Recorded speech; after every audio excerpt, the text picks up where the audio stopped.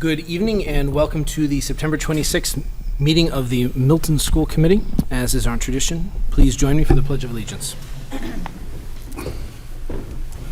I pledge allegiance to the flag of the United States of America and to the republic for which it stands, one nation, under God, indivisible, with liberty and justice for all.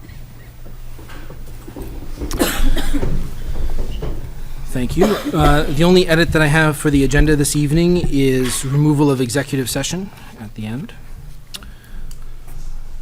And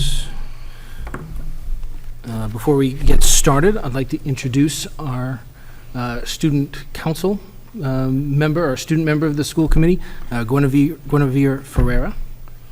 Thank you. Welcome. Congratulations on your election. Would you like to tell us which class you represent? I represent the class of 2020, so our junior class this year. Excellent. Welcome aboard, and please pipe up if and when there's something that you'd like to talk about. Thank you. Can we move the mics down so she can have? There's nobody here for citizens speak, so we'll move to the superintendent's report. Dr. Pavlicek, I see you're Filling in tonight. Yes. The first item is the annual report for the town's annual report, which you received in the mail. Several people have submitted suggested edits. Charlene has made them, and so really all that's left is a vote to submit it to the town for inclusion in its annual report. Great. Wonderful. So I'll move approval of the Milton School Committee annual report. And that's second by White. Any discussion? I would just like to say it was terrific. And I think we should, it jogged my memory that the high school had come before us to talk about the new classes that they were going to offer. And it talked about those new classes in the report, the astronomy class, and a few of the other classes. I thought it might be nice just to hear about, how those classes are going. And it was very thorough, and I thought it really reflected the academic work of the district really nicely, actually, and the whole thing was nice. Yeah, it was really terrific. I was very happy. Thank you. All in favor? It's unanimous. Okay. Thank you. Thanks. All right. And just in terms of happenings, superintendent left a list. I do warn our student members, these usually get passed to the student members to talk about what's happening at the school, okay. So be forewarned that next time this may get shuffled down to you. We do have this Friday approximately 500 students from Japan at the high school as part of our annual visit. So they'll be arriving and be paired with students all day long and visiting classes and so forth as one stop in their trip to this country. This Sunday, Celebrate Milton is at the Pierce Middle School, rain or shine, coming up on September 30th. Next week, we have a school committee meeting on Wednesday. The Glover Open House is on Thursday at 6:30, and the high school 5 through 8 information night is also Thursday of next week at 6:30. So those are two events coming up. And just forward, of course, Monday the 8th is No School for Columbus Day. And two other upcoming events, which we'll talk about more at the next school committee meeting on Tuesday, October 16th. It's the Boosters Swing for Sports, the Wollaston Golf Club fundraiser that they have every year. That's Tuesday, October 16th. And at the end of the month, just a reminder, October 28th is Sunday. Sunday, October 28th is the MFE Monster Dash. So those are a couple upcoming events. As I say, later in the month, we'll go into more of the upcoming events, but those are a couple major ones. Ryan Madden, our athletic director, has submitted a little update. He says that Milton High School volleyball is enjoying a great start to their inaugural season. Teacher Jennifer Rhodes is coaching the team. Special thanks to parent volunteers who made it happen with their Play for Pierce event. The high school girls volleyball team is now 6-1 after beating their New Herget Division opponent, Weymouth High. The swim team is 2-0 after defeating Natick and Braintree in their first two meets. There were 9 personal bests on Friday. Full recap can be found on the athletics website at miltonwildcats.com. The field hockey team earned their first point last night against Weymouth, tying 2-2. Girls hockey team, the girls cross-country looks to stay undefeated tonight as they host Brookline and Needham. The boys are at the top of the Herget Division as well, and we'll look for wins 3 and 4. And at the end of this month, Milton High School, or actually early in October, Milton High School will be introducing their first ever Student Athletes of the Month. So it'll be a new program of honoring some of our students. So that's a quick recap from our athletic director. Thank you. That will handle the happenings. Thank you very much. So moving on to the chair's report, you have the proposed goals for the 2018-2019 year. These came out of our annual retreat, and if there are no additions or alterations this evening, we'll vote to accept them. But I would open the floor now if people would have changes they would like to make.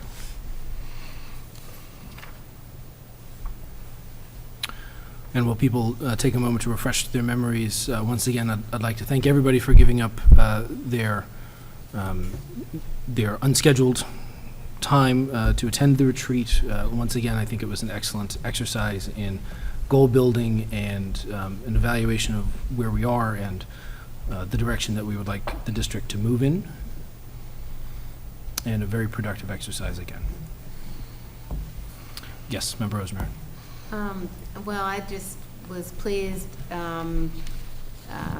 being the chair of the Strategic Planning Committee. It was hard to not go back to try to cross-reference it to see how does this align, and it's very well aligned with the strategic plan, and that feels really good that we're aligning our efforts. When you think that last year's goals were written before the strategic plan was available, and these goals are really so that we're all sort of heading in the same direction.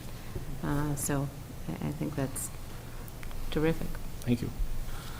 So I'll move acceptance of our 2018-2019 school committee goals. Second. It's second, Craighead. All in favor? It's unanimous. Thank you very much. School committee schedule.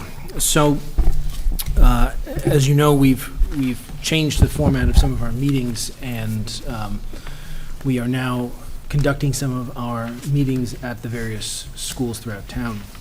There was a request from one of the members of the select board to consider moving our October 17th school committee meeting to perhaps a different date.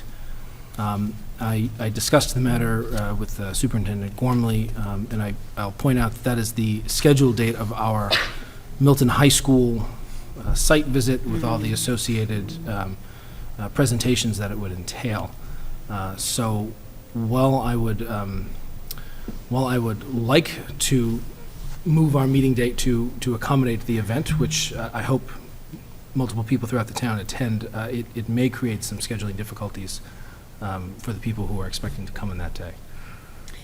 Yes, Member Rowe. So, I mean, so that's what, yeah, to your point, I mean, I think that we have, I don't have it in front of me, but I think we have the site council coming. Mm-hmm. And we also, I think, are doing an invite to the boosters possibly come and just educate us about what they've been doing for the season. Yep. I mean, if those people could do the 24th or the 3rd, well, that next night's Halloween, so we probably don't want to do Halloween, but the 24th. I don't know, but if not, then I'm with you that just because we have, those site visits are so tight, you know, throughout the year, I don't know what other people think, but. And the other, as you said, the 24th, that would put us in the middle of town meeting week. So Yeah, we I would forgot about special probably, attending, yeah. you know, if we're optimistic, it would be done on Just- Monday. Yeah, I know, but that's one, yeah. So, Yeah. so I'm going to suggest that we maintain our schedule as is unless there are strong feelings to the contrary. And I would encourage anybody who's watching who has not yet obtained a ticket to the Library Foundation Gala to do so. And those who are unable to attend, if they want to make a donation, I'm sure they can do so through the website. All right. So with that, we'll move on to the Finance Subcommittee. Okay, Finance last met yesterday afternoon, and we went over a number of things. It was a relatively long meeting. The first thing that we did was look at a request to increase the hourly rate of payment for community school staff.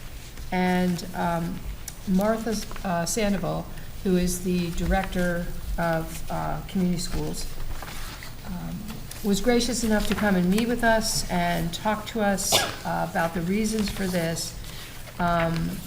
There's very clear evidence that she's having difficulty, they are having difficulty both attracting and maintaining personnel at the rate that we are paying them. We also saw, I think at least a year ago, maybe 2 years ago, the rates that we were charging for after-school enrichment relative to other towns, and we're on the lower end of that. This would not involve, I would like to tell the viewing public this, the increase that we have supported, that we voted unanimously for in finance will not increase student fees.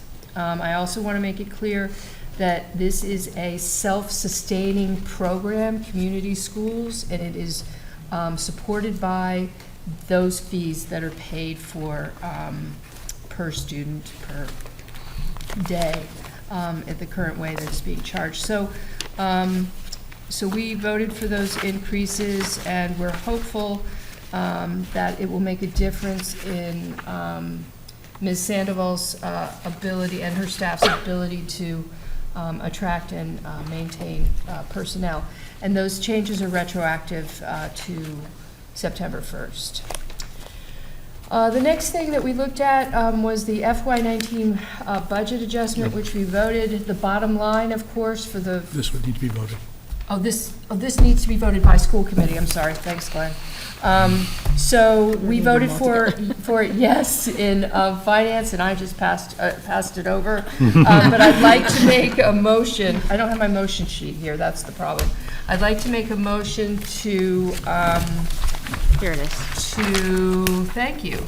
I'd like to make a motion to approve the FY19 salary increase for community schools. Second. Is that a second by White? Okay, so all in favor of the increase? That's unanimous. Thank you very much. And thank you again, Glenn. Okay, the next thing that we did was discuss the budget adjustment for FY19. The bottom line stays the same because it's the budget that was approved at town meeting. But certain categories shifted a little bit simply because of new requirements for reporting of various things to DESE. So we just approved that. We don't have to do that for the entire school committee, do we? Yes. We do. Okay, great. So I'd like to make a motion to approve, we approved it in finance. I'd like to make a motion to approve the adjustments to the FY19 budget. Second. Okay. Second, Varela. All in favor? Okay, that's unanimous, thank you.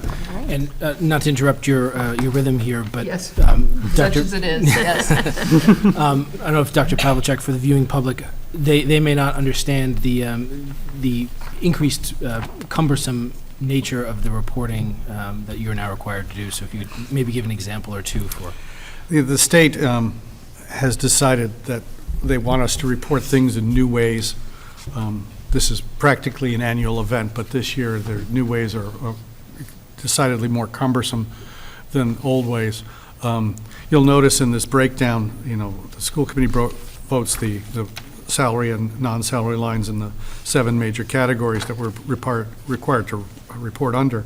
You'll notice the technology budget dropping from $650,000 to $217,000, which seems like we're doing something terribly wrong. But in fact, the state, one of the state's new reporting requirements is to take the 2 or 3 budget lines that we used to call technology and break them into well over 100 new lines, so that if I buy a computer for a teacher, it has to go in instruction, or for a student. But if we buy it for the superintendent's office, it has to go in policy and administration. And the printer for the computer goes in a different category than the computer does. And if it's network costs are now no longer in technology, but in facilities, because they're considered network to be part of the facilities maintenance budget now. So it's a giant reshuffling of our chart of accounts. And so it really alters the way we report things. Also, the salary lines in here are based on, our current snapshot of the actual employees rather than an estimate. Last year, when we put the budget together, we took the current employees and assumed everyone would stay and rolled them forward and so forth. And there have been adjustments in our staffing over the summer. And so those are reflected actually here in this budget. And we also used some of that to try to make some adjustments to some of the categories we've found problems with. Some of our special ed contracted services were high last year, athletic costs were high last year, and we tried to rearrange the budget some way to, in ways that should hopefully mitigate that, so we're not running into those same problems next year. Looking more at some of our expenditures based on actual expenditures from last year, rather than just projecting, say, oh, it's last year's budget plus X percent for inflation. So it was a fair amount of readjusting. Thank you. The other thing, one other thing that we did was to approve the budget calendar, which I do have a motion on my motion sheet about, so I know we need to vote on it. Finance voted to approve the budget calendar that you have in your folders. It's 4 parts. On Tuesday, October 9th, 16th, and 23rd, we will have site councils visit our finance meetings, 2 site councils per each of those 3 days in October, and make their recommendations and requests to finance.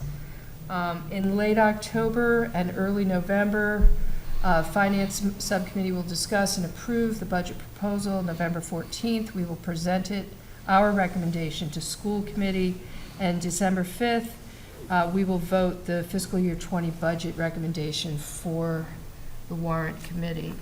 So I'd like to make a motion to approve the budget calendar for fiscal year 20. Second, Mike. Yeah. Question. So, on the 9th, the 16th, and the 23rd, I guess I wanted to ask you guys, are you guys at a standard meeting time now? Are you still kind of, Yes. so is it? It's on Tuesdays at 4:30. Except for one of those. Except once a month, it's at 5. Once a month, Okay, it'll but be at 4:30 or 5. 5, Yeah, okay, yeah. all right, okay. And do you meet weekly, or it's? We're meeting weekly. You're still meeting with? Yes.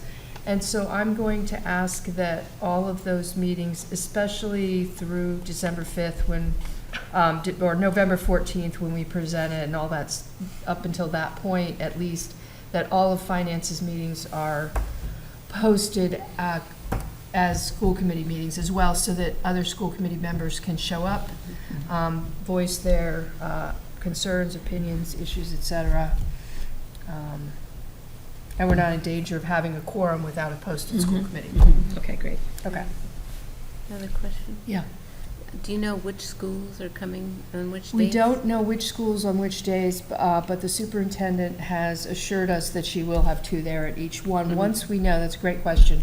Once we know who's there on which day, we will make it, we will share that information with everybody. Great, Yeah. great, thank you. Okay. Next is. Did we vote on that? Oh, yes, we have to vote on that. I already made the motion, it was seconded, we had discussion. Would anybody else like to share an opinion, thoughts about it? All right, all in favor? It's unanimous, thank you. Thanks, Leah. Okay. We discussed capital requests as well, both for facilities and technology, but we tabled it until after the capital committee meets and until after we meet again next week on October 2nd to hear from some of the stakeholders in that. Additionally, we looked at the DESI end-of-year report, which Dr. Pavlicek has sitting between him and myself, and it is so thick, it looks like, anyway, I won't make an analogy, but it's very thick, and took quite a lot of time, quite a lot of energy to produce, and I know we need to vote on that tonight, but Dr. Pavlicek, if you'd like to talk about it a little bit, please do. Annually, every school district has to prepare this, the agenda says fiscal 19 end-of-year report. That would be a little premature. It's the fiscal 18 end-of-year report for DESI, where we have to break down not only everything we spent in the school by 1.5 million different categories, but also everything the town spent on our behalf. Insurance costs, the cost of plowing the parking lots at the high school, part of the cost of unemployment insurance for the town, all the different indirect costs that add up to a full school budget.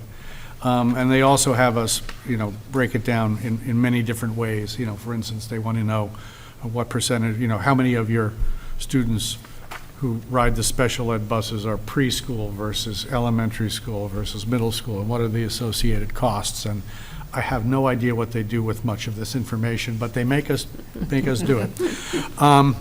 And so it is due by October 1st annually. I have to say, our budget analyst, Lisa McDonough, is completely responsible for doing this. She can teach the course on how to do these things at the state. She's entirely on top of this. The reason you don't have it is this is the almost final draft. She and I have to go through and just make sure all the numbers are right. I will scan it and send it to you for some lovely bedtime reading. But the one thing we have to do is it has to be submitted by October 1st, which is Monday.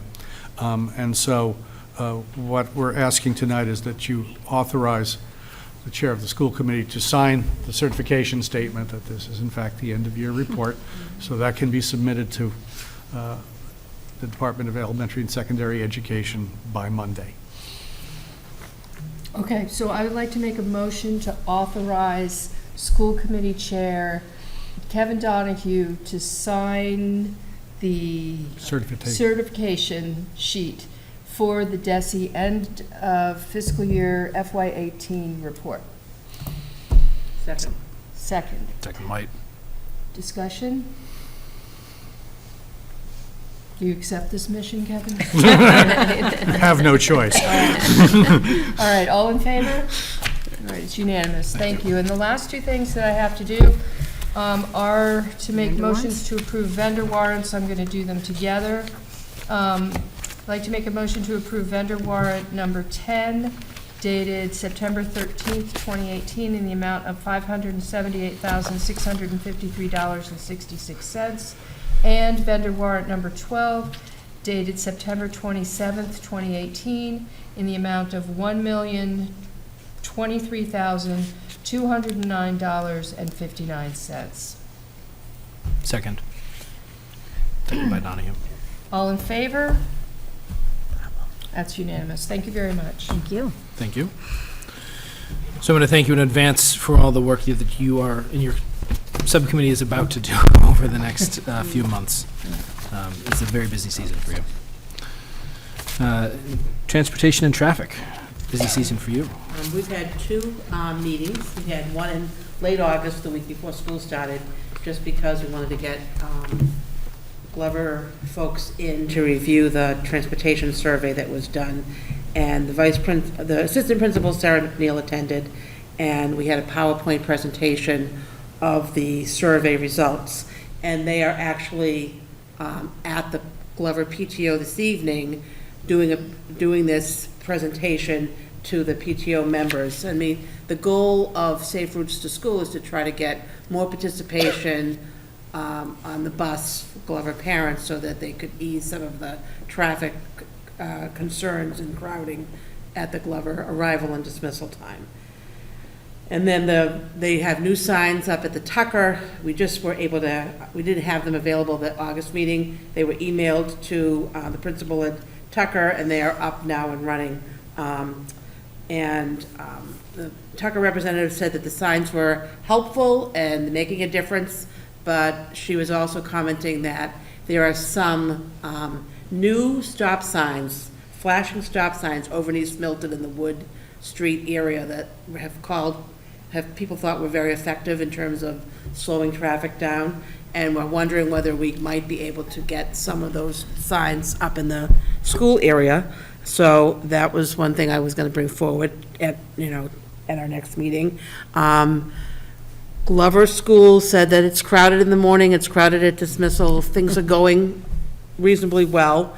Collycott and Cunningham were wondering whether there could be an afternoon crossing guard added to their day. The morning has 2. They'd like to have an additional one in the afternoon if possible. I said I would bring that forward. Lots of the parents were talking about the buses being very crowded, and they're aware that we're working on the busing issues. They were wondering with the increased enrollment coming up in the elementary, whether we might need more buses going forward. And I said, I brought that up at finance yesterday, and I said that would be a budget discussion issue for the next year's budget. And I have some information to share with those parents that I'm going to send on to them. There is a bike to school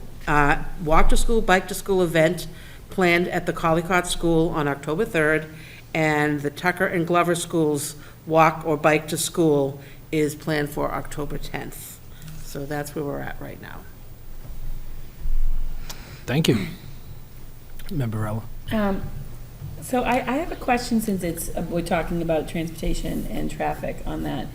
So, I don't know, Glenn, if you can speak to it, or, Elaine as Chair of Finance, because it kind of floats into that. But, I was at that meeting too, and with the overcrowding on the buses, and I know that we're working to resolve the issue, but I just want to put out there that I'm concerned about the cost situation and not having enough buses. And I am wondering if, if in the budget, we have to do a bigger ask for this, because it seems to be, we had it last year and we're having it this year. Again, it's all about enrollment. But are you guys planning on a larger ask, like to cover, the transportation concerns that are coming up because of enrollment and size? At this point, I can say it's on our radar, and we just have to look at the numbers, honestly, because every bus that we put out on the street, even after the per-student payment, costs us after that between $50,000 and $60,000 per bus. So it's a lot of money just for one bus, even one bus more. And with the issues that we're seeing, to accommodate everyone, it would take more than one bus. Not that we have more than one bus's worth of students really that need it exactly, but it would take more than one bus to accommodate those students, because they're not all located in one place. But are we saying then that even if everybody who wants to pay for the bus service and everyone who applies on time for the bus service, just say for next year, are we not going to be able to meet that need? That's a question that Dr. Pavlicek could probably better answer than I can, because he spent so much time on it. All right, so then I'm throwing it out there. Recall that the way the buses work is the first run in the morning is the middle and high school, and then the Cunningham and Collycott and the Glover and Tucker. And basically, we are still, by our policy, required to transport any student in grades K through 6 who live more than 2 miles away from their school.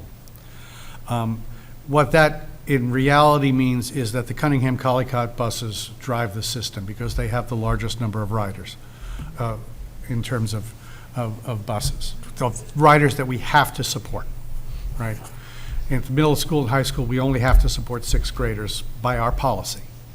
School committee policy does not guarantee that everyone who wants a bus gets one. So we can run 10 buses, we can cover the Cunningham-Collycott. We have a couple overcrowded buses in the Cunningham-Collycott route, and what it amounts to is we've got to basically move one stop off a bus that has one too many stops onto a bus that has more capacity. So we're looking at how to do that right now. We have the capacity to handle all the Cunningham-Collycott students and all the Glover-Tucker students who want to ride. The issue has been at the middle school and high school, where because the students are larger, you can't fit as many on a bus. And so the policy has always been we sell the remaining seats other than the sixth graders for whom we're required to transport on a first-come, first-served basis. This year, everyone who signed up by June 30th, which was the date we asked them to sign up for, got on a bus. But some people who signed up in the summer, the buses were full at that point, and we ended up with a number of people who are not riding at the moment. We have been polling the drivers again because, as we all know, not everyone who takes a bus pass rides every day, especially at the middle and high school. A lot of things going on in the afternoons, and it's sometimes hard for middle and high school students to get up early enough to make the bus, and so not always in the morning either.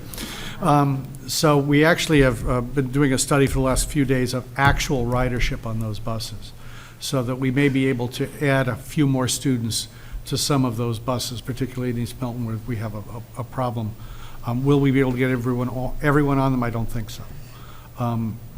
So the issue becomes one of, do we look at our policy? I mean, if we want to say that everyone who wants to ride a bus, we will get a bus for, then we need to add money to the bus budget.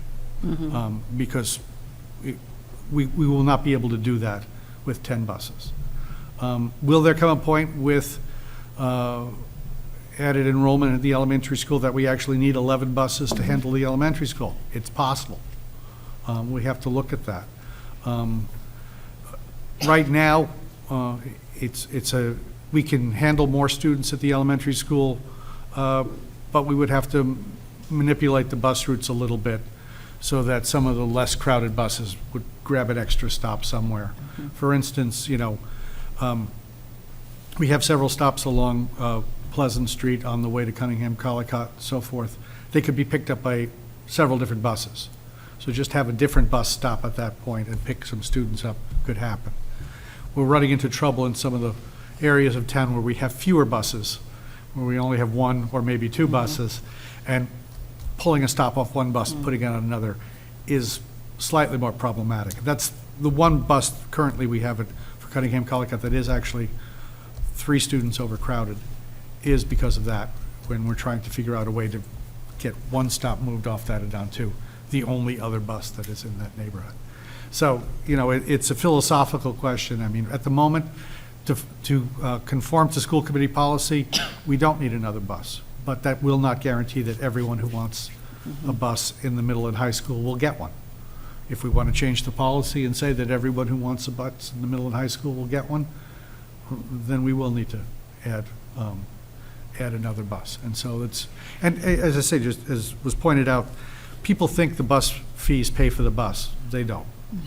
Even if a high school bus of 46 children, young adults, all pay, that's only $12,000, $13,000 on our current bus fee, and the bus is $68,000. And we won't be adding any elementary students because we can handle them currently. There aren't any elementary students out there waiting to give us a bus fee for that 11th bus if we choose to add one. So it is a $55,000-ish cost to add another bus, net cost. And we have to decide if that's what we want to do or not. It comes down to priorities in the fiscal 20 budget.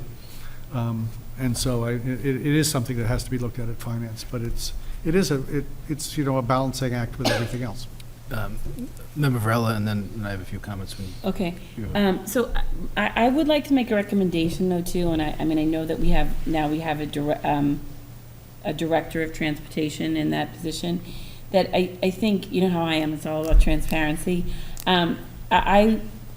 I think that maybe this is something we should bring up to policy to revisit and analyze and look at, number one, but what the current policy is, I think that it would be advantageous for us to have that up there, that, you know, people can click on transportation, because I think it's, like I've always said, it's confusing now. I think a lot of people have told me that if they can pay for it, then they'll be able to get on it, and they don't understand that, you know, it doesn't, even though you'll pay for it, doesn't mean you can get it. And I know some people were not on time, but but if we can afford it in the budget, like for next year, I think it needs to be known that, you know, what our policy and our priority are, of who we have to fill up to 6th grade, or first just the radius of how far you live, and then through 6th grade, then 7, 8, 9, or, you know, whatever. But I think that needs to be clearer if they can pull something like that,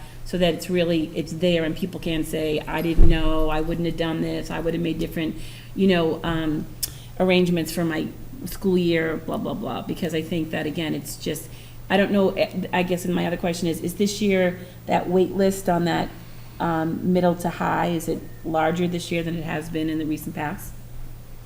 Of people not having the room there? I'm not sure, because I didn't do it in the past. Yeah. I know there has been a wait list for a number of years. Okay. Going back to when Pam Dorsey was the transportation director several years ago, she would cut it off at some point during the summer and say, then everyone else is on a wait list, and we're not talking to you until October 15th, when we Okay, know the okay. ridership. Yeah. And so there were different policies at different times. I don't know whether that wait list was as large as the 40-ish students that we have now, but it did exist. I just don't know its scope. So, and just to build off what you said a second ago, I want to make the point that those are administrative policies, they're not school committee policies, that the school committee policy has been fixed for the past several years, correct? Yeah, the K to 6, yeah. 2 miles is a school committee policy. I just don't want people to hear that half quote. So I think it would be, if you are going to look at it, I think it would be interesting to look at what it would cost if you changed the fee for the buses to pay for entirely another bus. I think it would be dramatic, but it'd be worth having that number. $1,500. Well, there you go. Per student per year. Wow.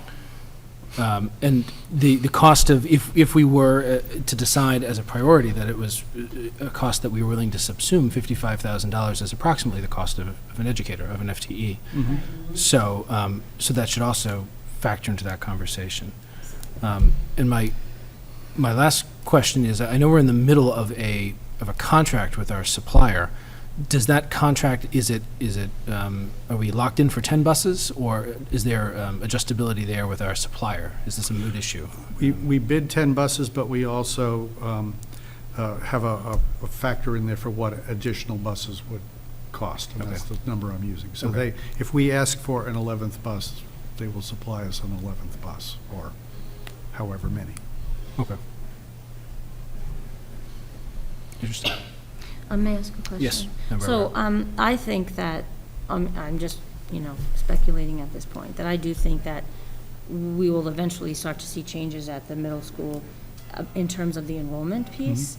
I do think we need to be more clear that it's not a matter of that you signed up too late. That shouldn't be the answer that we're giving parents.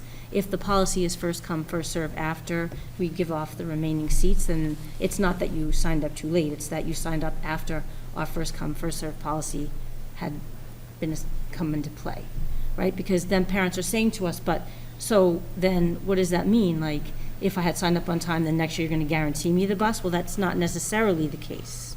So we need to be clear about that then, because that's not clear to parents. Like, they're thinking, oh, if I just had signed up on time, then I'm gonna get a bus next year in the 6th grade, the 7th grade, the 8th grade. But that's not necessarily the case, right? No, had everyone signed up by June 30th, Now, but the flip side of that is if you say everyone who wants a bus can have a bus if they pay, you still have to say, but you have to sign up by June course. 30th. Right, because you have And to make because the- I have to right. know how many buses Right, that we're Right. paying for. And then still, if you come in during the summer, I might be Right. able to, I might have to say to you, you're not going to get a bus. right. Do So it you- wouldn't be everyone who's, the policy wouldn't be everyone who pays for a bus gets one. It's everyone who pays for a bus by a certain Right, point so I think, would right. get one. That makes I more mean, that's a sense. different kind of a policy. That's a different kind of policy, and I But think. it can't be Yep. completely wide open. It's No.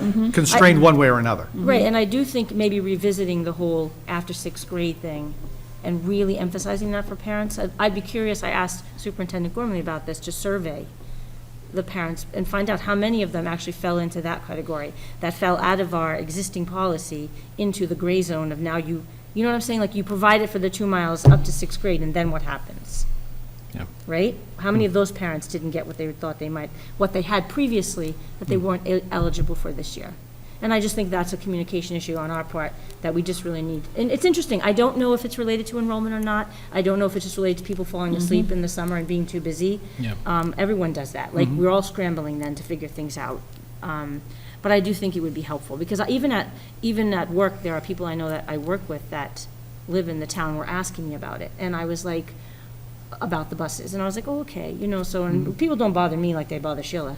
I just think that, they don't see me that much. I'm just driving too much. But I do think it would be really important, because I think, I'm curious as to how much of that is it has something to do with the enrollment, how much of it is a lack of knowledge, and how much of it is we just need to be more clear about that first come, first I will say served that- by June 30th. That makes more sense to me then. Yeah. Yeah, thank I you. will say that I do get, when I was, the history of this was our transportation director had to leave at some point at mid-cycle here for Yeah, her own we appreciate all the work reasons. you did, that's for And so sure. I filled in. So I Yep. will say that, just anecdotally, I did get a lot of comments from seventh grade parents who said, I didn't pay last year, why do I have to pay this year? And I'd say, well, the 2 miles Right. doesn't apply past sixth grade. So clearly, that isn't as well Right. distributed as information as it could be, because We Yeah, are- if that was just Fair- there. and fair so, number of it's all people did not know communication that. people don't get on, Thank you. They'll accept it if that's what it is, yeah. Gracias. Thanks so much, Glenn. Sorry. And then my final comment is that it seems like, unfortunately, from a policy perspective, even that we are serving our elementary population. So all of this conversation, unless we dramatically change our bus policy, won't necessarily affect what Member White was talking about in terms of the pickup and drop off at our elementary schools, which is chaos Right. on a good day. Nope. But So- one of the points that she made is that with all of the overcrowding on some buses, there are other buses that aren't full. Yep. And so it would be great if the Glover School especially, it does have issues, especially at pickup time, if more people were on the bus, be a big help. I will say this is primarily a morning problem. Yeah, that makes sense. Yeah. As was pointed out at the Finance Subcommittee meeting yesterday, fully half of elementary students are in the after-school program. Correct. 1,025 out of just over 2,000 elementary students participate to some degree in the after-school program. So this is a morning issue. It's a morning issue. It's a work At issue. the elementary school especially. And that's why we're looking at, the one bus that we're trying to manipulate will probably be a morning-only change. Because the afternoon is not an issue. Thank you. Member Rosemary. Yeah, I have a question about the policy. This was obviously decided long before I came on school committee, but that it goes through sixth grade. And why does it go through sixth grade rather than just for elementary? I Long will before our yield time, to too. our, We're looking at that. The It's on my list. Massachusetts general laws require, at a minimum, that you transport K through 6 students who live more than 2 miles from school. So that's the minimum requirement statutorily. We used to be more generous than that. We used to, the school committee policy used to transport say we would transport any student grades K through 6 who lived more than 1.5 miles from school. So we had a tighter radius. But in around 2003 or 2004, in one of the budgetary cutbacks, we changed it back to the legal minimum of 2 miles in order to save money on transportation. It saved one, maybe 2 buses at the time. So that's what it changed last. It'd be, I'd say about 2003 or 2004, because I was on school committee then. Can I ask one Well, other thank you. Yes, question? Member Rosenberg. So I know that bus fees were reduced when we had our override, and they were reduced by, was it $100 Yes. per child? So before that decrease, buses cost us less and I'm just wondering how much of that difference is Well, reduction Glenn of can fees. answer it, but it doesn't even begin to touch the cost of a bus. Yeah, that was, as you're saying, the 1,500 a Yeah. person. And, is- yeah, and that, I'm sorry, but that difference is made up for in the override funding. Yeah, So right, it's continues forward, so that, Right, we didn't lose that funding. It's captured from our generous taxpayers. right, thank you. Just one final question. Member Rowell. So can we confirm, Glenn, can Rachel Shuey, like with your guide, with your approval, can she put together, like, what the district policy is, so that I'd like people to be able to go on, click on transportation or buses, and there's a link and you can open up this PDF and see it, just so that it's there, it's easy and accessible. Well, we can certainly link the policy to, Yeah. to that page. That should be. That'd be great. All right, well, thank you. Transportation and traffic. Beginning of school is always a busy time for you guys. Facilities Advisory Committee. Yes.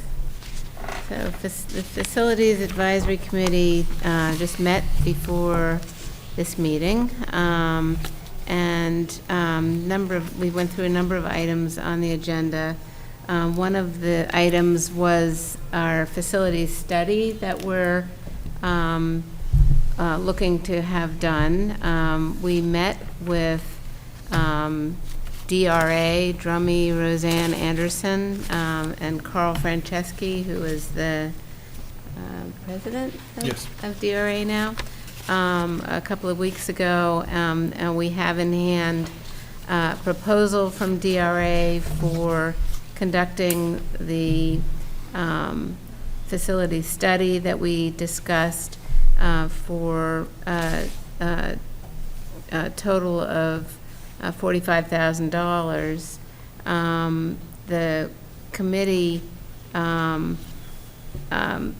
liked what we saw in terms of the proposal, but we're asking either Dr. Pavlicek or Bill Ritchie, depending on who sees Carl Franceschi first in their travels, to discuss with him what the cost is for each of the outlined services in the proposal. And then, once we have that information, we'll decide whether we want to continue with each of those items or not. Some of the committee felt that some of the items that were outlined may be things that we could do on our own. But the question is, how much time would it take DRA to do that at their rate? And so we'll find out what they have to say and continue that conversation. So that's the facilities study. We also discussed the capital budget plan for facilities only, and just Bill Ritchie presented the items that were in that facilities budget, and voted to approve those recommendations, but then the budget also needs to go to the Finance Committee to vote their approval before it comes back to the school committee and goes on to the capital. I don't know why I can't, capital improvement. Been planning. Committee. I don't know why I have a mental block for the name of that committee. But one of the things that was made clear in our conversation about that capital budget for facilities was when we built these schools, we promised that we would maintain them so that we would be able to keep them up. And we actually got some very positive feedback from DRA, who did our 20-year facilities management plan, that we're doing a great job of maintaining our buildings, and so that expensive items that might wear out sooner are lasting longer and therefore costing us less money. But we have to invest in those maintenance costs in order to do that. And so I think, if we don't invest in those ongoing maintenance costs, then it will wind up costing us more money down the road. And that's something that is very serious financial issue for the town. So that was the second item. The third was we discussed the draft facilities goal for the strategic plan, which has been a long time coming. And so we're almost there. We're going to tweak it just a little bit more, and then we'll have it back to the school committee, bring it to the school committee for approval of that. But the three objectives in that plan that we're working on include one item dealing with our classroom space and our expanding enrollment, another being sure that our schools are built for 21st century education, and our third around being sure that we're maintaining the schools properly. So those are the three objectives, and we're just revising it a little bit, in particular adding in an activity around sustainability, which will become part of our maintenance goal. And Bill Ritchie was able to talk about some of the things that are already being done in our maintenance of the schools that are practices that will be saving energy and the like for the schools. So we're working on that.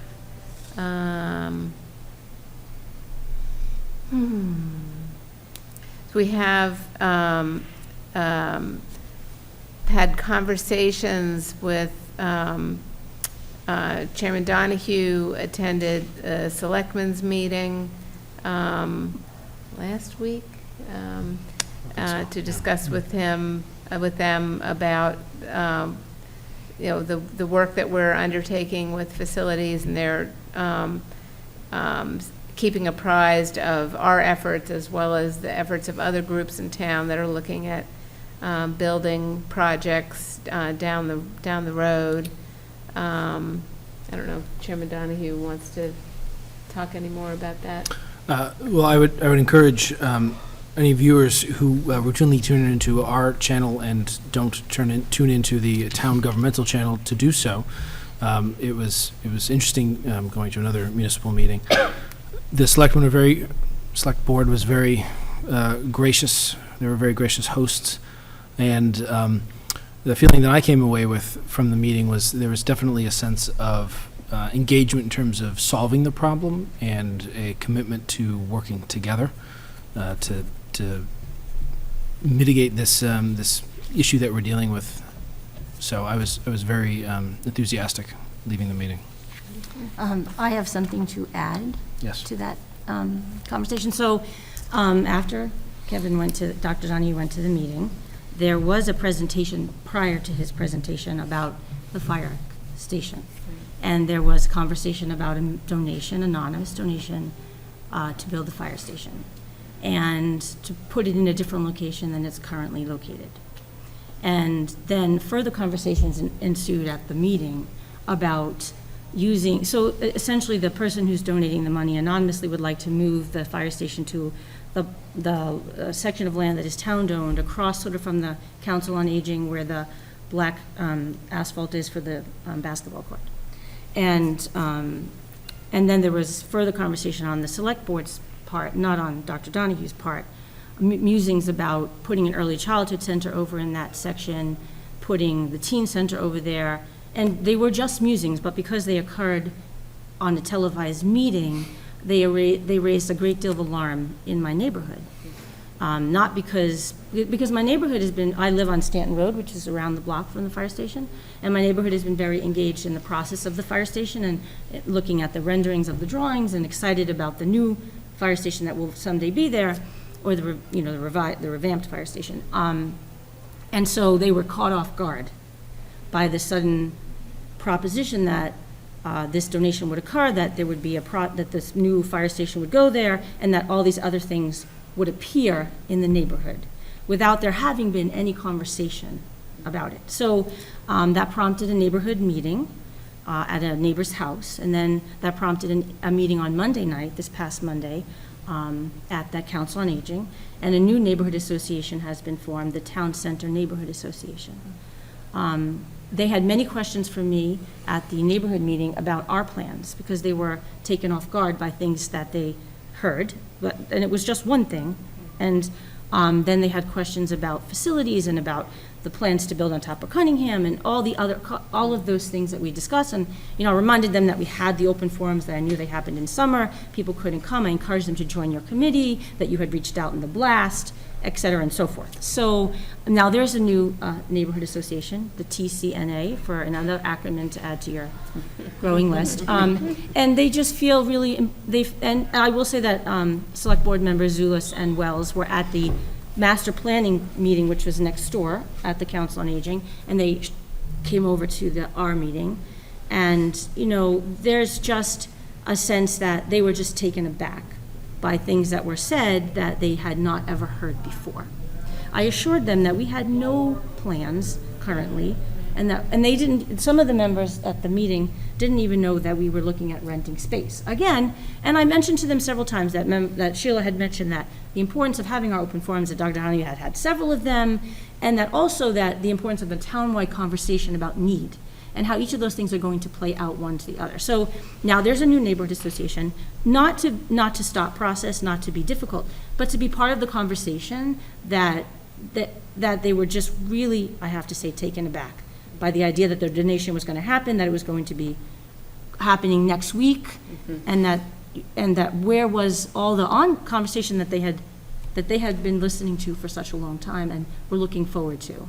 And then the worry that whatever happens there, what's going to happen to the other building? And then what does that mean? And those are really valid questions. And I expressed that we have been very thoughtful, as has the Select Board and the Fire Commission. People have been thoughtful in their approaches, but it just really took people by surprise. And I think it's good to be engaged in the process. There were many young parents there. There was only of the group, there was one town meeting member, myself as well, and then Mike. So I just wanted everyone to be aware that our process did come up in this, and I assured everyone that there was no plan to build an early childhood center currently on the table, though that would make me and Ada extremely happy wherever that would go. But that wasn't part of the process right now, and that we really were exploring every avenue, including renting space, and they were happy to hear that. But it was a surprising thing that occurred as a result of a conversation that they just weren't expecting. It was unexpected, as we say, in early childhood. Expected. Well, that's wonderful. I'm glad that they are engaged, and it's another group of stakeholders with which to engage, and I look forward to it. But the reality is, and if hopefully this has gotten the attention of a few additional individuals, our physical blueprint does not likely have sufficient space for our projected enrollment. Correct. So, while we clearly don't want to, prejudice any discussions that happen in the future, or, we are not committing to anything at any point, it is very likely that we will need to find or build additional square footage in town. Right. So, and I look forward to that process playing out publicly, with as various stakeholders, neighborhood groups, the town meeting, the warrant committee, the selectmen. It will be a lengthy process, and, I'm confident that townwide we will come up with a solution. Member Rosemary.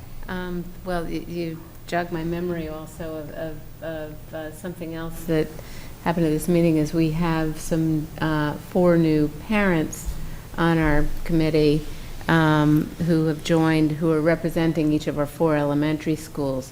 And Chairman Donahue, I'm not sure whether that needs to be approved at this point on the agenda, or if you planned on that. I think for this is an another- excellent place to add their names to the advisory committee officially. Okay, so should I share Sure. those names then?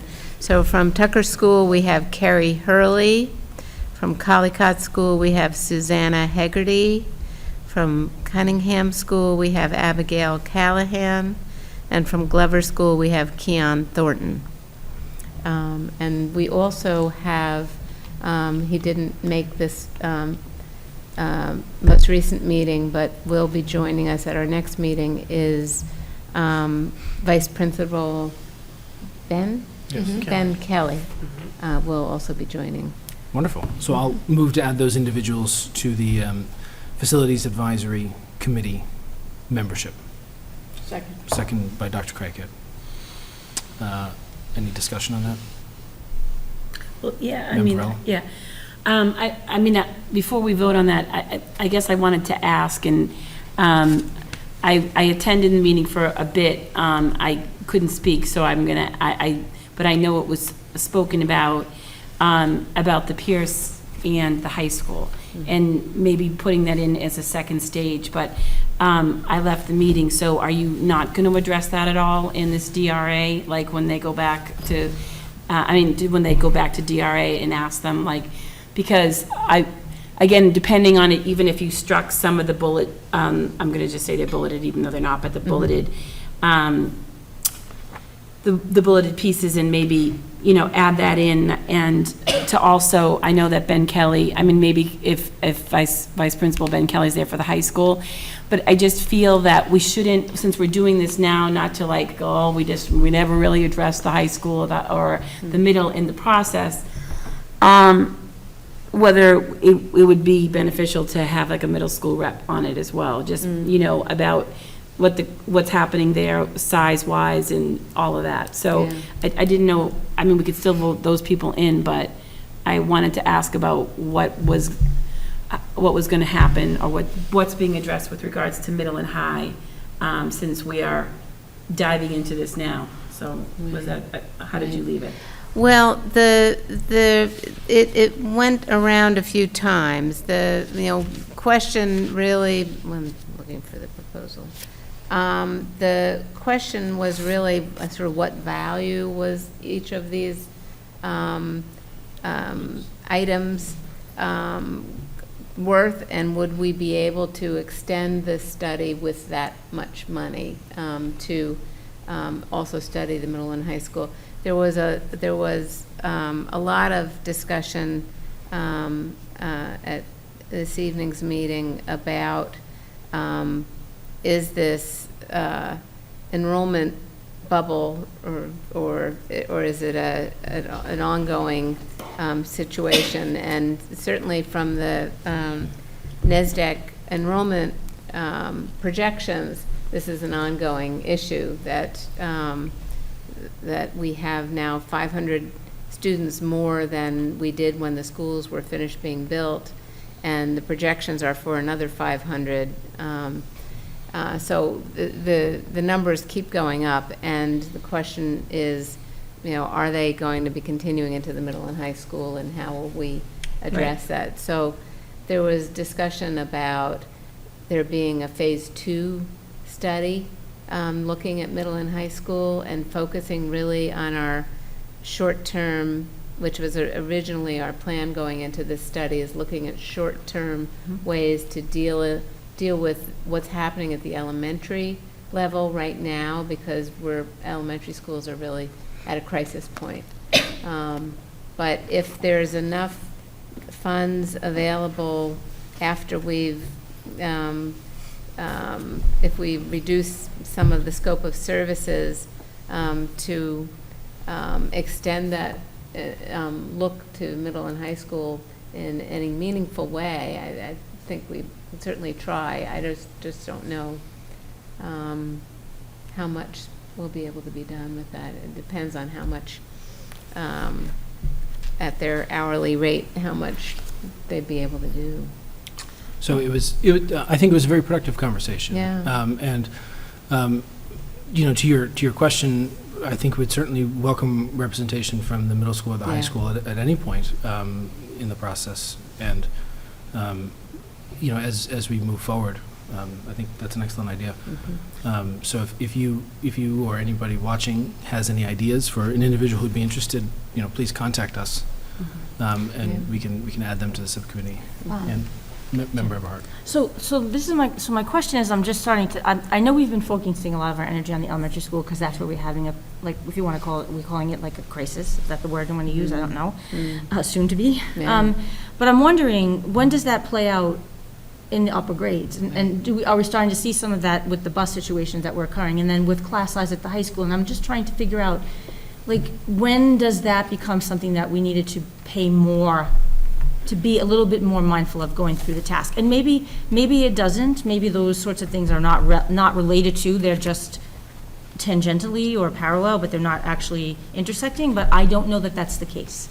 Look how quickly it bubbled up on us in terms of the elementary school, from the first time that they came to all of a sudden many. I mean, and then what does that look like in upper grades? I don't know, but I don't think it's something we can necessarily just, I don't know. I think it needs to be in that part of the conversation somewhere, but Yeah, I don't know. I agree. I don't know. think the whole committee would agree, yeah.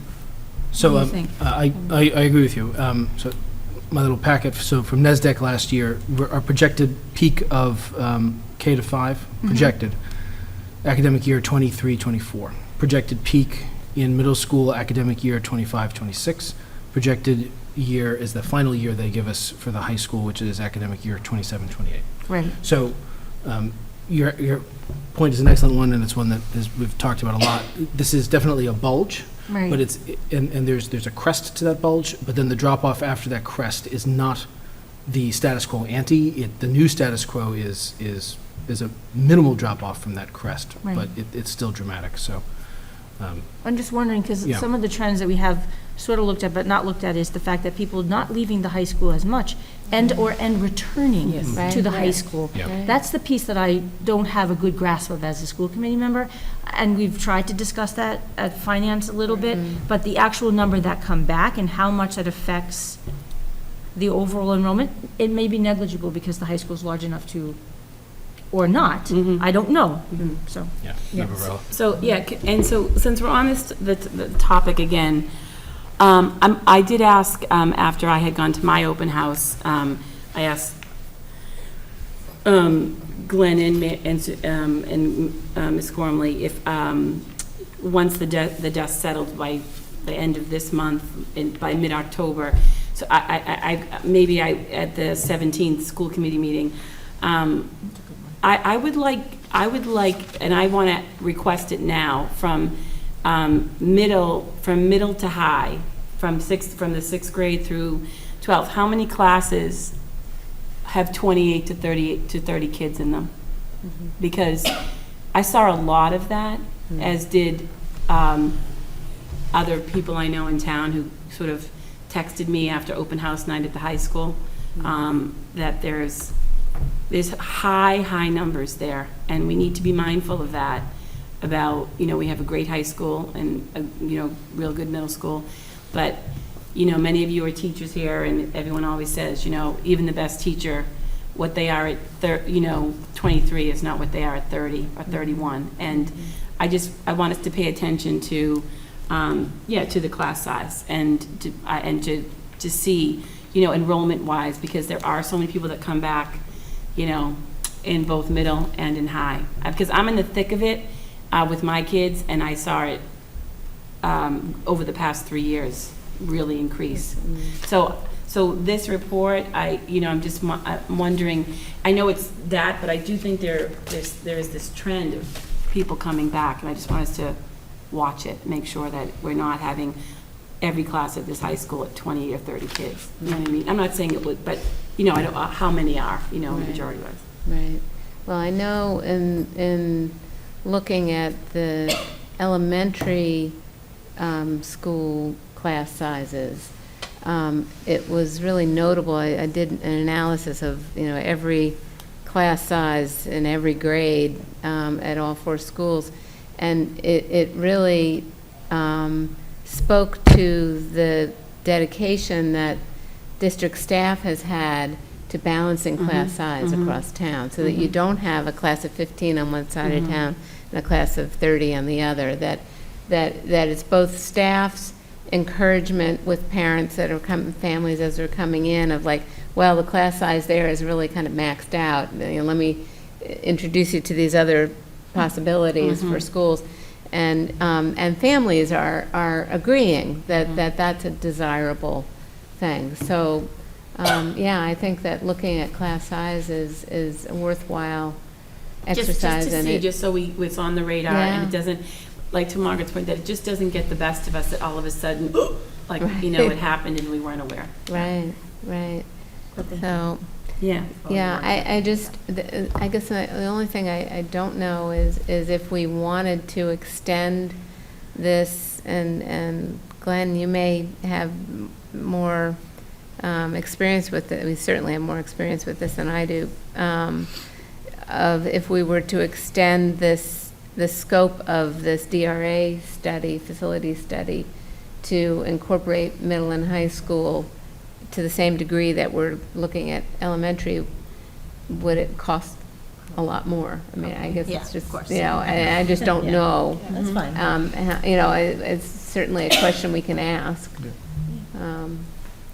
Dr. Pavlicek. Just to say that the scope of the study will, to a certain extent, incorporate some information about Pierce to begin with and so forth, because if one of the options that was floated on the table was, for instance, moving a 5th grade up to Pierce, you can't even talk about that without analyzing the situation in Pierce. Right. And what collateral implications that would have for high school size and so forth. So there's going to be a certain amount of looking at the middle school, high school in it of necessity. Even though it's not stated. Even though, but it won't be the full extent that you're probably looking at here in saying in 8 years, what is the high school going to look like? I don't think that's, you would see that coming out of this, but I don't think that the DRA study as proposed would ignore issues at the middle school in particular, because I don't think it possibly could, and actually look at all the topics we're looking at.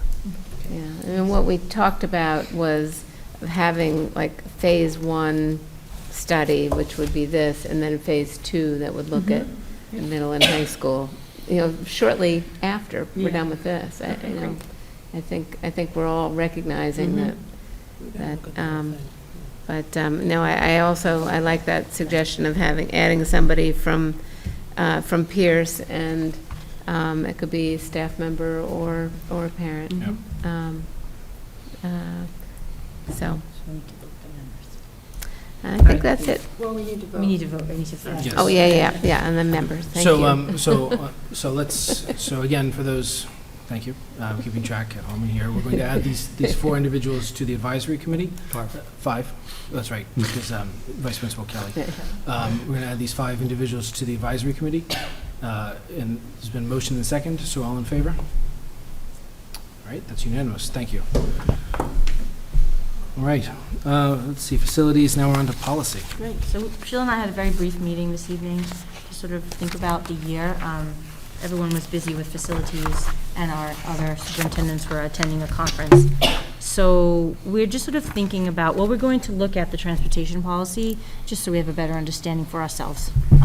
I couldn't find it. I spent a good deal of time last night looking through our policy manual online, and I just couldn't find it. So I'm sure it's there, but I just couldn't find it. So I'd like to have a look at that and just be more, have a better understanding. I'd like to look at some of the fundraising policies that we have on file, student fundraising. There's a couple in there. I don't know how old they are, if they're even relevant anymore, but we've had some questions arise to us as members about fundraising at the high school for sports and about other things that occur in town, fun runs and all those other things, and I just want to have a better understanding of how or if our policies intersect with any of those efforts. I would like, and then there's a couple about gifts and grants for public schools and public solicitations in the schools. And then there was actually one called Philosophy of Athletics that I found, was also very interesting. So I was going to discuss that with Dr. Pavlicek and see if it's even something that, it was an interesting policy. I did look at the policy manual last night online, and I think it's probably worth us considering having some help for Charlene, whether we could find some financial help, pay someone to sort of work on really getting that manual in good shape for us as a district. She's done more, she's online. I mean, it's a tremendous amount of work, and she already has a tremendous amount of work to do, as does everyone else. And I think it needs a different kind of time, like just dedicated time to sort of look at it and then try and figure out what do we want to look at. Dr. Donahue had given us a couple more policies that we are going to look at as well. And so there's so many that are really old in there. Some of them, again, still the evaluation one is not correct. The superintendent one, we need to update that one. There's just a few things that really we just need to look at the manual. It's one of those things that's important, but not as important as like figuring out what we're going to do with the buses and what are we going to do about the kids that don't have any class space and what are we going to do about all the other things. So, but I really think if we just could, maybe we can think about it. I don't know how much it would cost. I don't know if I'm sure there's an intern we could get or something, but I don't know. I just feel like we could help Charlene sort of just finalize that piece. It would be nice for this committee as well. I know Dr. Pavlicek spent a lot of time on it as well. It's a never-ending issue. Charlene, you're exactly right. It's a question of time. Charlene has a version of it with, where they're all in one place and where you have a live table of contents that jumps you to the right page. It's just a lot of work putting all those things together. It is. And frankly, she has a lot of work to do. Yep, that I agree. supersedes it most of the time. But you're right. If we had, it wouldn't take someone too many hours Right. to put it into a linked PDF document that you could easily put up with, a table of contents and jump to the right pages. And it's not new technology. It just takes some time. Right. And, and that's one of the things, Right. Like I said, our administrative support is it's thin. thin. No, it's really thin. Do you think we could get I know we did, but even like a grant, for just a brief amount of time, for someone to come in to do it, or, like you say, it's just time, and once they know how to do it, but at the same time, as a district, it's good to have your policies. I don't think any district, because they change, but, still up to date and not too archaic, because if someone wants to say what the policy is, says, well, this is what it is, and you don't want to say, well, that's actually not what it is, and da-da-da-da. So I don't know if there's something we can do with that. I don't know. Maybe we can think about it in finance or I was something. Yeah, just let's gonna do say that. that. Yeah. Okay. And if there's any policy that any of you, I know you just have, tons of time to go through the manual and, at your leisure on a Saturday afternoon. But if there's anything that you, that you think Like an about. issue, and then we Yeah, could an look. issue like I said, Dr. Donahue gave us a good couple here to think about and to look at. And, he started this when he was the chair of of the policy committee to really start moving the policy manual forward. And I think as a group, we've really done a great job of that. There's a lot of really solid policies that, if you look at recently done policies, we've done a lot of solid work around good policy, but I'd like to think that there's some more that we could just sort of shape up for the future. Great. So that's where we are. Excellent. Thank you. All right. Approval of minutes. Wow, a lot of minutes. So yes, we do have a few minutes. Great, though, So thank you. I'm going to make a small amendment to these minutes. I'm going to add the header of individuals present at the meeting of the 18th and the July 18th Right. and August 13th. All of us as school committee members were present, and I believe all of the administrators, Superintendent Gormley, Assistant Superintendent Sheehan, and Dr. Pavlicek were present there as well. So I'm going to add those as amendments to the top. But otherwise, I do not have substantive changes. If anyone has a substantive change, I'll give you a few minutes to refresh your memory. Plus, Excuse me.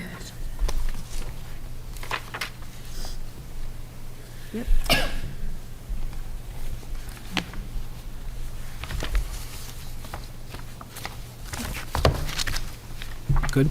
And so I'm going to make an omnibus motion for approval of the July 17, July 18, and August 13 minutes of the Milton School Committee as amended. Second? Second, Varela. Thank you very much. All in favor? That's unanimous. Thank you. I'd like to thank our administrative team for putting these together while our recording secretary position is transitioning. It is a very difficult thing to do, and especially remain in compliance with the state's laws requiring approval of minutes, which I'm happy to say we do by approving these today. Old business. Do we Can I have just one? say on Please, that, we yes. have, as of this afternoon, we now have a school committee clerk. Yep, yep. She came in and filed her paperwork with us today. She will be present at the next school committee meeting. And Wonderful. we will once again have a clerk for the school committee. Excellent. Welcome. We'll give you her resume and give you a little background on her. You may have already received it in the email, but we'll introduce her at our next meeting. Good, excellent. Thank you. All right, old business, we have none, citizen speak top. Oh, I'm sorry, yes. Member Wright or Member Rosemary? You want to go first? Member Rosemary? Okay, yeah, just looking at the minutes for the public forum that we had, jogged my memory about that when we do such fora in the future, I think it would be good for us to ask people to sign in so that we get the names of the people who are there. Because after those forums, I thought, gosh, I wish I knew what that woman's name was. He told me this or that, or yeah. Then Yeah, I didn't see know. a name and email. Yeah, So we could, yeah, I yeah. had That's no an way to read, and excellent somebody who point. came out for that was Yep. clearly interested, and they're gone. Thank you. And to the viewing public and reporting public who may be watching this, and it translates, if anybody went to one of those four and wants to provide us, remind us of your name with email address, we would love to have it. Yeah, So, thank you, that's an excellent point. I just Member wondered Wright? if we had an update on the Wilson School. So they are just waiting for the final approval from the certificate of occupancy from the town. What is the gentleman's name? Sorry. Building inspector? or- Yeah, the building Mr. inspector. I Prondak. can't think of his name. Mr. Prondak. Right, and that's it. And Okay. everything else has been actually, all their other permits are in working order, and that was it's the last one. So, that is a landlord church, like, that's not something like that the person that has the school can do. Like, when you're renting the space from someone, they need to follow through on all those things, and they have been. The church has been doing a great job. And I think it's just that last piece, which is always the hardest piece when you're opening a space, and they have to check every little box for the safety. But everything else is in great order, and I don't know that, I think that I said that the 17th meeting, not the 3rd. Okay. Because I wasn't even thinking that we had a 3rd, and I know that we have the calendar, but it I wasn't know. even in my I mind. think because we had so much about the 17th with the library Yeah, thing. I'm sorry. I could reach out to her, but I think the 17th would give the town enough time to give her the occupancy, and then they'll be good to roll. Okay. Okay. Yeah. Good. I mean, yeah, I could include you in all the emails. I just try not to, I usually include someone like these two. Yeah, you would all- Member Rowell. seems like a lot. And I know that it says next meet, so again, I just want to double check, so, because with everything, but we are on for the 3rd, and then we have the 17th, and those are our next two meetings Correct. after this, right? Yes. Just want to confirm that. And I do have something, not for the 3rd, but I do want to put it out there now because it's our last meeting, as my former little, I'm going to put my former little theater hat on. But it's the last meeting we have before the grand opening of Les Mis at Milton High School. And I've been hearing through the grapevine of parents that it's going to be unbelievable and big turnout, big cast. And I'd like to have them come sing one song for us and just What promote meeting it. is this? The 17th. Oh, we're going to be here anyway. Yeah. Okay. And we're going to be here anyway. It's the night we're there. So I just think it would be good to give them a chance to. I heard some rehearsals, and Mhm. it took all of my willpower not to open. I have a crack. Yeah, it took a. away. Yeah. So, Good, all right, we'll have that to look forward to on the 17th Yeah. as well. All right. No executive session, so I'm going to move to adjourn. Is there a second? second. Second, Varela, all in favor? Unanimous, thank you very much, we are adjourned for the evening.